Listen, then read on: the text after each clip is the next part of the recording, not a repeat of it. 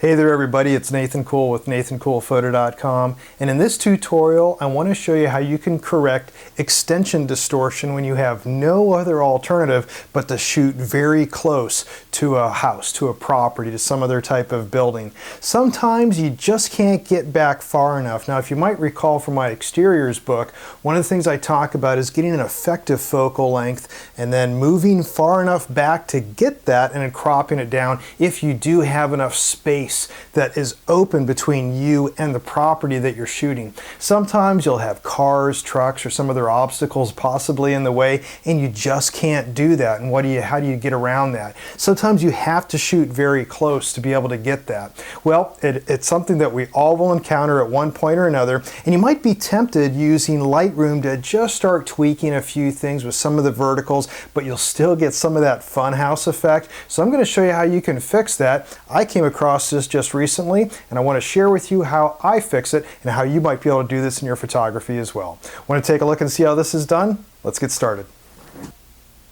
So this is the house in question. As you can see, there's not much room. This is a very tight community. There's not much easement between the houses. This is very common in California and also some other newer construction throughout what we have here in the United States. And you'll find this a lot in Europe also, where houses are so tight that they often have more duplexes quite often, or their apartments. But when we have houses that are like this, they're very tight. Sometimes if you can stand back far enough, that's great. But if there were cars, in this case you can't see it here, but there were cars that were actually somewhat blocking here. It was very difficult to get a shot. So anyways, we've got this view here. This is one exposure. I'm going to take and do a little bit of exposure blending also on this exterior, just so I can fill in a little bit of this up here. It's a very minor thing, but eventually at the end of the day, we're going to get something that looks a lot better, and it's going to look like this.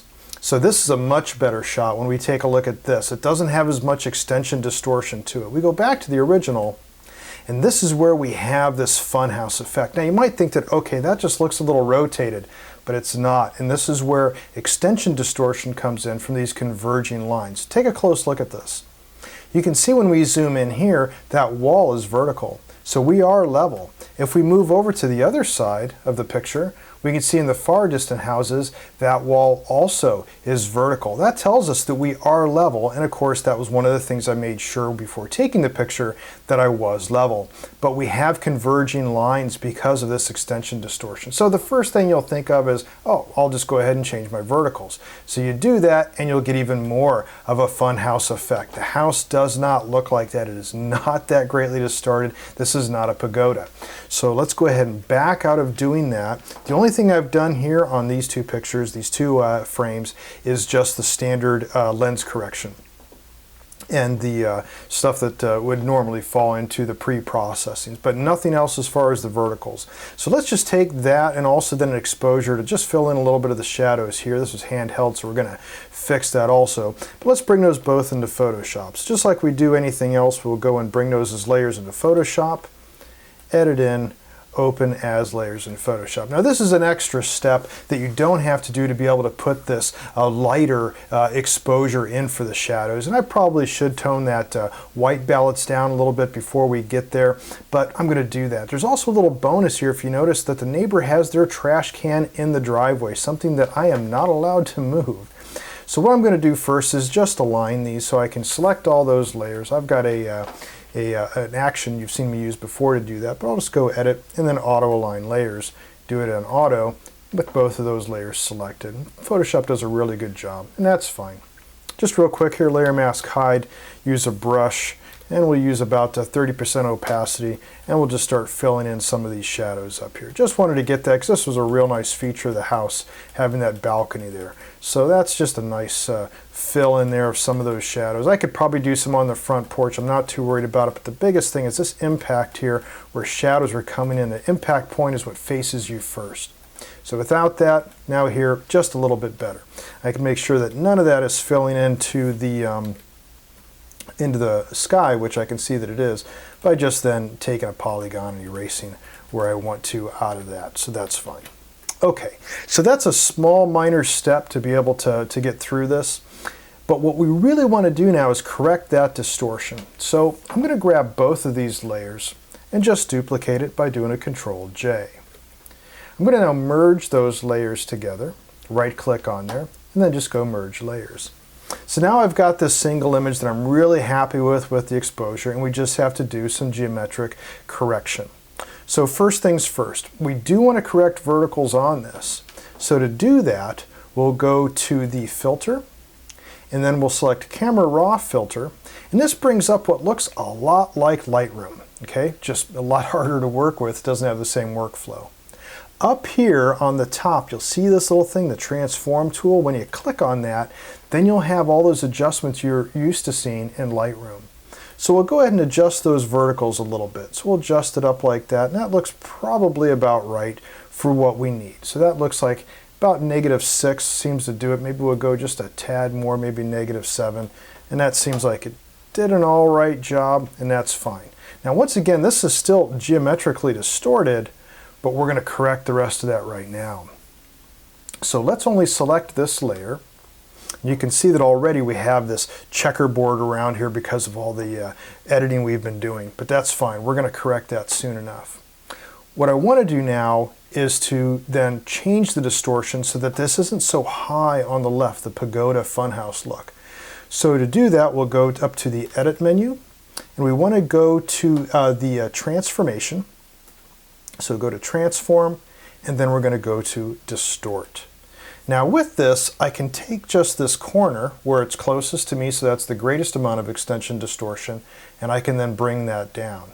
And now I'm getting rid of some of that extension distortion out of that. It's starting to look good. Now, the garage door is probably still just a little on the long side. That's also suffering from extension distortion. So I could also bring the side in a little bit if I wanted to. Don't want to bring it in too much because then I'm going to start robbing that sidewalk on the side. But just bring it in a little bit so it's a little bit more natural, okay? And then we'll just click this little check box. You could hit enter. Now let's compare that to what we had before. So this is with the extension distortion corrected, and this was without it. This is with that pagoda look. Now we still have a problem though, in that we have all this blank space up here. What do we do with it around there? So with just that layer selected, we want to select our magic wand tool up here. And then just click in that empty area. And we want to expand that selection by about 20 pixels. So go to Select, and then we want to go to the Expand, which would then be to Modify, and then Expand, and expand that by 20 pixels. Now that gives us an area where now we can do a content-aware fill. So now we want to go to Edit, and we want to go to Fill, making sure that content-aware is selection, color adaptation should be also, and then click OK. Now this does a pretty good job of trying to figure out what needs to be filled in where. If it doesn't do a good job, you can clone a few things in. You could even do a sky swap for the sky itself if it's really just the top that's giving us problems. But as we can see here, I'll just deselect that, it did a pretty good job of filling that in. So before we did a content-aware fill, and then after we did a content-aware fill. And then once again comparing where we were before, this is where we were before, this is where we are now. And one last thing before we exit Photoshop and go to Lightroom and finish this out, we also have this trash can here. Well, there's not much we can do about it, but we could probably clone some stuff, and I'm not worried about the neighbor's house, so I'll just take a bit of here, sample it, and I'll just kind of clone some of that in here. Try to get rid of that as much as I can. It just looks awful having the neighbor's trash there. To try to even this up, maybe I'll take some of the tree and put it in here. Just have something that should be in the background. It's not going to really be anything deceiving about the property that we're selling or what their neighbors are doing. They just left their trash can out. That's to be expected, but we don't need to show that. So there we've got that going on. That looks pretty good. So we can change the distortion even more if we wanted to, but once again, this is where we were, this is where we are now. So let's just go layer flatten, just get rid of all that stuff. Control S to save it, and now we're back in Lightroom with that photo. Now we can apply some bumps to it, and some of the ones that I show throughout the exteriors book, and I show also in the advanced book. I'll just go ahead and add this one that I do for pools sometimes. I really like this one. I'll maybe tone a few things down on it, maybe up the down the blacks a little bit. Maybe crop this also so we don't see as much of the neighbor's house and flag. And also here, so we get rid of some of this stuff on the side there where the wall is. We might want to show that. However you want to crop it is entirely up to you. And then maybe this needs a little rotated. I think it's probably good. But let's revisit where we were when we first started out. So when we first started out, we had this geometric problem of this pagoda-looking house, and it's also a little bit tilted. So geometric distortion, and there's not much we can do about it, just adjusting it with verticals in Lightroom. So to overcome all this distortion, then we put it into Photoshop, and we came up with then this. Now I could have taken it a lot further even by changing that distortion, by compressing it down, moving that side in even more. However you feel you'd be comfortable with showing the house at its proper representation from what would have been an effective focal length of then shooting it farther back and then cropping it down, or shooting it farther back with what would have been a real focal length, for instance like on a 50mm lens. So those are the things I talk about in the exteriors book on working with that effective focal length, but sometimes you just can't get back far enough. You have to shoot close to the building. When that happens, don't be afraid of it. Try to get the whole thing in frame as much as you can. Make sure that you're level. That's going to be the important part, because then the rest of the converging lines, that can also then just be adjusted once you get into Photoshop using the Camera Raw filter transformation tool, and then also transforming using just distortion. Anyways, I hope this tutorial was useful for you and that you can use some of this in your photography as well.